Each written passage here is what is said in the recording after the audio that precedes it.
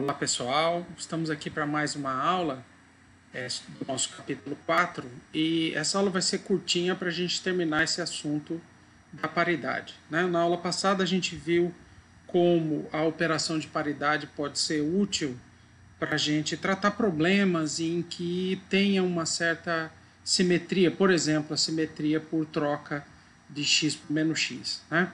Agora nós vamos terminar esse assunto incluindo um aspecto muito importante do operador paridade. Tá?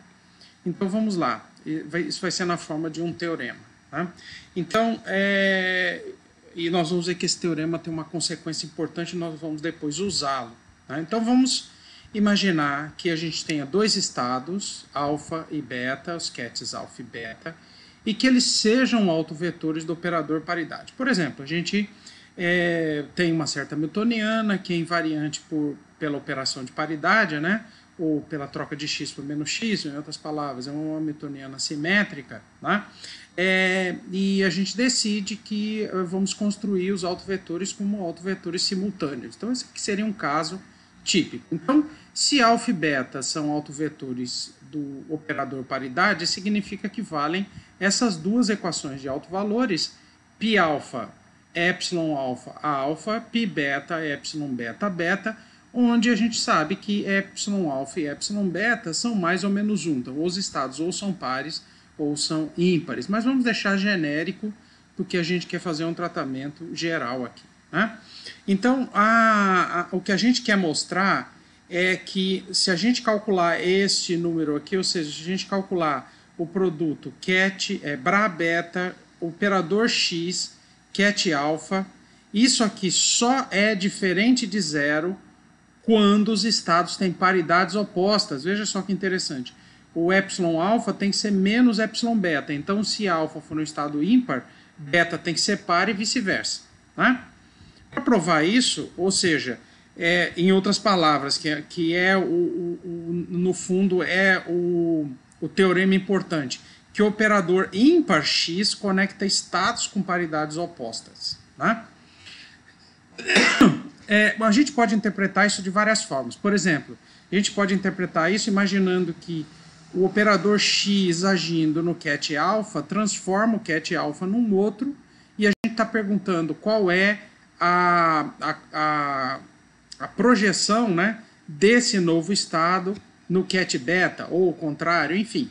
Uma série de interpretações interessantes e tem uma série de situações físicas importantes, nós vamos ver algumas nos próximos capítulos sobre isso. E também, nós vamos usar o operador x como exemplo aqui, mas na verdade isso vale para qualquer operador ímpar, e isso vai ficar claro pela forma como a gente vai provar essa expressão. Né? Bom, então temos aqui as hipóteses, né? As hipóteses é que o estado alfa e beta têm paridade bem definida, ou seja, são autovetores do operador paridade. Então, vamos construir qual é o produto que a gente quer. O ket beta, x, ket alfa. E aí, o que a gente vai fazer? Colocar o operador identidade entre o operador x e o ket alfa e entre o operador x e o bra beta. Né? De que forma? Usando o produto π π. Né? Ora, aí como isso aqui é tudo produto válido, a gente pode ler assim, né? Π agindo em alfa dá epsilon alfa, π adaga agindo em beta dá menos epsilon, dá epsilon beta, e isso aqui no meio é exatamente a regra como o operador x transforma, né? Sob operação de paridade, ele vai a menos x, né? O que significa que a gente obtém ao final, então, essa expressão. Né? Ora, mas veja o que eu tenho do lado de cá, eu estou dizendo que isso aqui é epsilon alfa, epsilon beta, epsilon alfa vezes menos beta x. Então, eu tenho o produto beta x alfa dos dois lados. Então, essa igualdade só tem duas possibilidades. Ou esse produto já é zero, e portanto os dois lados são zero, ou a forma de resolver é o produto epsilon beta, epsilon alfa ser menos 1, porque aí menos 1 aqui com menos 1 aqui, cancela, fica tudo certo. Ou seja, em outras palavras, eu só tenho chance desse produto beta X alfa, ou seja, desse produto Bra beta operador X cat alfa ser diferente de zero se os estados tiverem paridades opostas. Tá? Aqui no meu laser. Bom, isso aqui é super importante porque a gente pode imaginar isso aqui na representação das coordenadas, né? E o que é que a gente faz isso? Coloca aqui o 1 de Dirac, faz a expansão do estado alfa, a expansão do estado beta, né? Na base formada pelos autovetores do operador posição, e no fundo a gente vai chegar a essa expressão que seria essa integral de psi beta, o operador x, psi alfa, dx, né? E essa integral, ela é super importante, nós vamos ver que ela aparece em vários casos, e a gente pode dizer, né, então se as funções de onda têm a mesma paridade, isso aqui é zero, né? Então, para que essa integral tenha a chance de ser diferente de zero, as funções de onda envolvida, psi beta e psi alfa, se elas têm paridade bem definida, elas têm que ter paridades opostas, né? E essa relação, então, ela foi originalmente devida a Wigner e ela é muito importante no estudo, por exemplo, das transições radiativas e também no estudo dos estados multieletrônicos.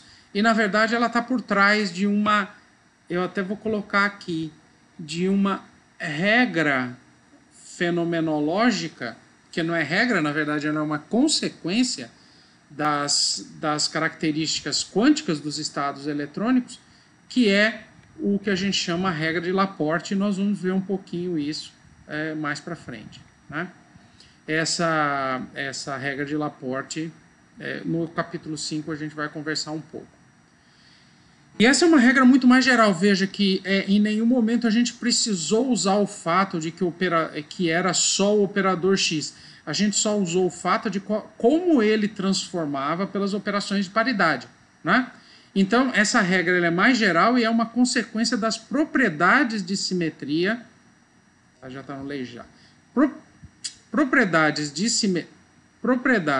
simetria, vem das propriedades de simetria e das características do hamiltoniano. Então, se o hamiltoniano é simétrico e eu construo funções de onda, por exemplo, no caso a gente está falando de funções de onda, mas os autoestados ou os autovetores que têm simetria bem definida, essa propriedade tem que ser obedecida para qualquer operador par, para qualquer operador ímpar.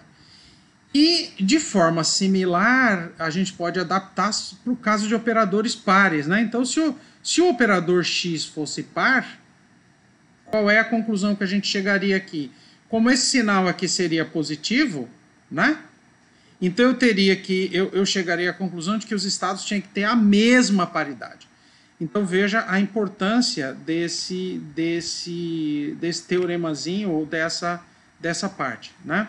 Então, a depender das propriedades de simetria do hamiltoniano e do operador que aparece aqui, essas integrais, elas serão já zero ou serão diferentes de zero e a gente não vai nem precisar calcular, somente olhando para as propriedades de simetria do operador envolvido e das funções de onda que aparecem aqui nos produtos, né? A gente pode usar, por exemplo, quais são outros operadores ímpares importantes? O operador P, S escalar X e assim por diante. E também operadores pares, né? Para operadores pares, a paridade tem que ter, se elas tiverem paridades opostas, isso aqui vai ser igual a zero. Então, isso é uma propriedade bastante importante mesmo, e é bastante usada quando a gente estuda os estados eletrônicos e absorção e emissão de radiação. É muito importante. Bom, essa aula é curtinha assim mesmo, e em breve teremos mais uma.